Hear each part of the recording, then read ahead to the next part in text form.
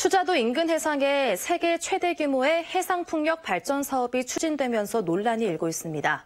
무엇보다 사업 승인 권한에 대한 문제가 심각하게 대두되고 있는데요. 자세한 내용을 취재 기자와 살펴보도록 하겠습니다. 안녕하십니까? 네. 우선 어떤 사업자가 어떤 내용의 해상 풍력 발전 사업을 추진하는지 그 개요를 설명해 주시죠. 네. 사업체 중에 한 곳은 이 노르웨이 국영에너지 기업의 국내 법인이고요.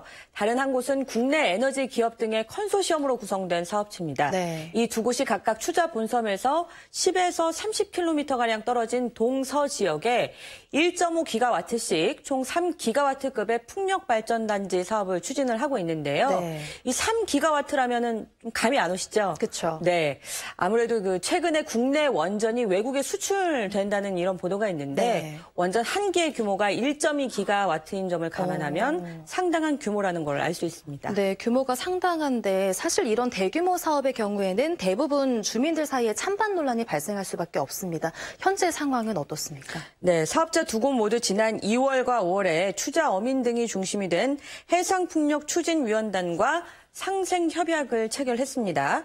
그런데 이 뒤늦게 사업 내용을 자세히 알게 된 또 다른 추자 주민들이 반발하면서 반대 대책위원회가 꾸려졌고 이 제주 본섬을 찾아서 기자회견을 열기까지 했습니다.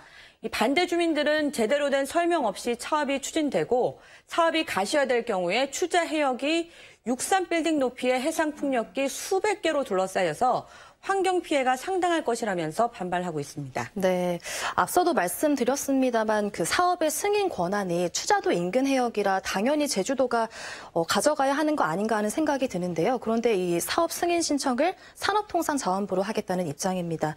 논란의 소지가 좀 다분해 보이는데 좀 어떻습니까? 네, 현재 그 해상 풍력을 하기 전에 사업자는 해상 풍황 계측기라고 해서요. 라이더라고 불리기도 하는데 이 설비를 1년 이상 설치를 해서 운영을 해야 합니다. 네. 이 라이더 설비 같은 경우에는 공유 수면 사용 허가를 제주시로부터 받았는데요.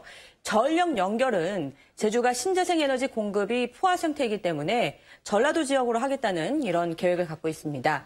제주도는 사업을 추자 인근 해역에서 진행하는 만큼 제주특별법에 따라서 사업 허가권을 제주가 행사해야 한다는 입장이지만 사업자는 전력 공급을 타 지역으로 전송하는 것이기 때문에 정기사업법에 따라서 산업통상자원부의 허가를 받아야 하는 것으로 보고 있습니다. 네, 사실 취임한 지 일주일도 안 된 제주시장이 직접 브리핑을 할 정도로 심각한 사안으로 보여지는데 향후 대응 방안은 어떻게 마련되고 있습니까? 네, 사업이 좀 가시화되고 되면요. 아무래도 이 추자 지역 주민뿐만 아니라 제주도의 전력 개통 운영에도 상당한 차질이 예상이 되고 있습니다.